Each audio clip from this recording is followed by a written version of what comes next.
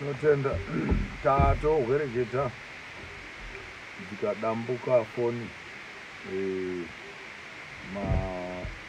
maintaneti awa anoshupa vamwe vachihwereketa kwai chirungu chine chirungunda tinoona sokuti tabudirira asi tinenge tichitotambura nokushurukirwa panyaya dzakawanda.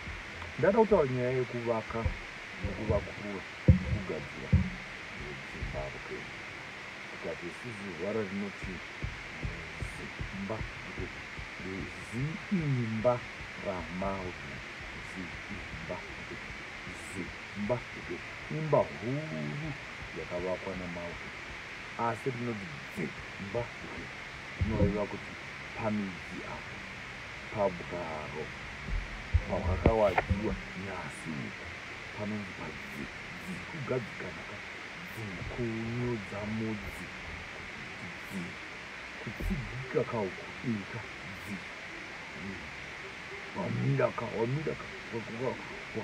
wakagwinya chose kwaukawa bofu roti ndukurova uzive rini charakatsika dzika mudzika bedzi ndomudzi mai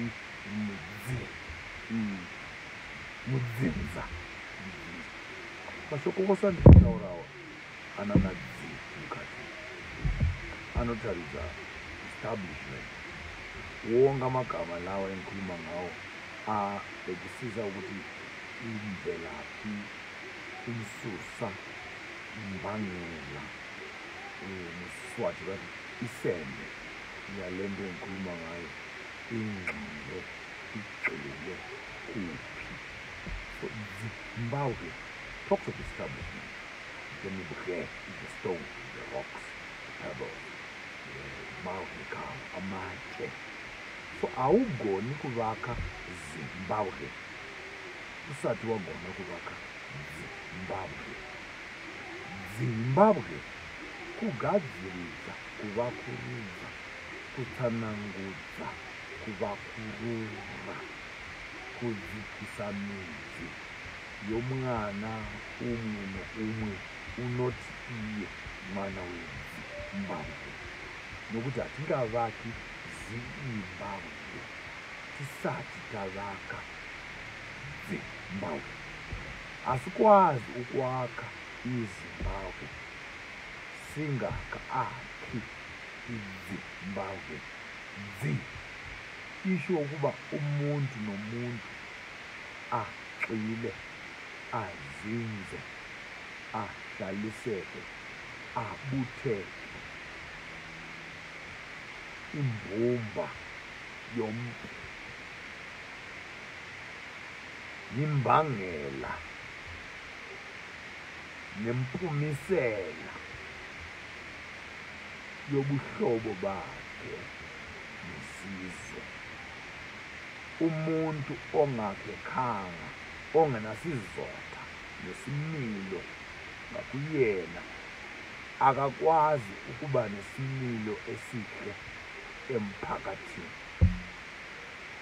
Munhu asina vunhu mudzitsiro nobugaro kwabwo haagoni kuva unomirira ruzhinji pavurangano nobutaudzano nobugariro bwavanhu. In other words, Zimba makes Zimba.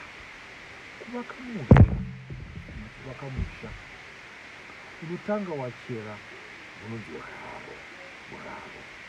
Kuvaka musha mochera nechirungu munoti foundation chera. Kana kuvaka imba yechikaranga munotora danda rimuyoisa, wotora gashu wosungirira pachitanda wokwevera wendau uchida uchiziva kuti imba yako yakakura sei. Ukaenda kuri matanda anoenda kumusoro chena madoko, ukakwedera pedu choita kudoko, wotora danda riya worirovera pasi, wotora gashu kana kuti tambo woisungirira ipapo, wokweva wendau womanya uchitenderera netambo iya ichakudzosa paya pawatanga. Nechirungu vanoti circumference iyoyo ndo nharaunda yeimba yauri kuvaka. Wapedza ipapo wotora tambo yako weiti straight panyasi paya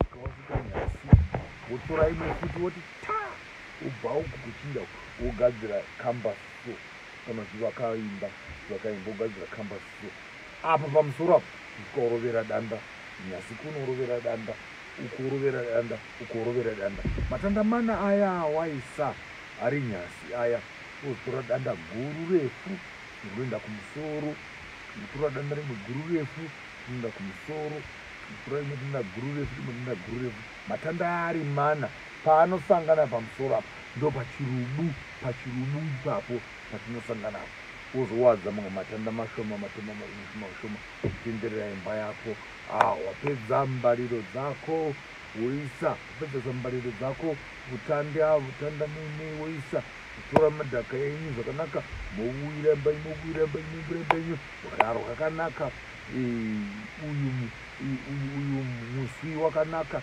denga rakanaka mogadzira mapedza ipapo moenda mukati tora ndove yenyu moisanganisa nevhu rechuru mukuya mugadzi muvumbira mumba menyu magara mumba menyu yamavaka ino ugaro yamavaka ino udzitsiro yamavaka ino denga yamavaka kutaudzana nemi takadai kuedza kududzira zivo nenjere iri seri kweserima kuti kuhwisisa nokuraramisana kwavanhu kwakakosha tichiziva zvatinovaka. Nyika yedu yeZimbabwe hatingaivaki tisati tavaka dzimba dzeZimbabwe. Kuvakwa kwedzimba, kugadzirisa kwavanhu ukama nehama, kuwirirana, kutaudzana, kuraramisana. Kuwirirana kwavanhu ivavo kunosumukira kumusoro, mukuwirirana kwenharaunda kunosumukira kumusoro, mukuwirirana kwenyika nokuvakika kwayo. Naizvozvo ndichikumbira kuti panyaya nhasi yeZimbabwe, hauvaki Zimbabwe usina kuvaka dzimba.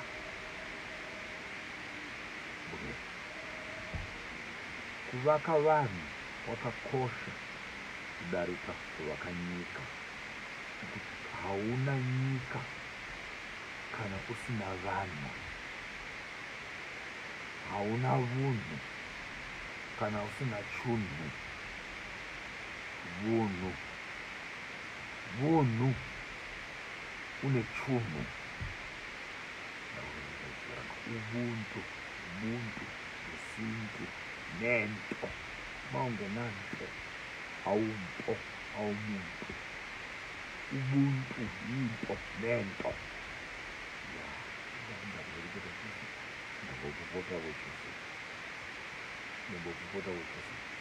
I think the greater part of our conversation aligns in the space of African child beginning to realize their full potential in the space of global occupation and address their position, their rightful position, and the quality of the contribution they want to make to the next generation.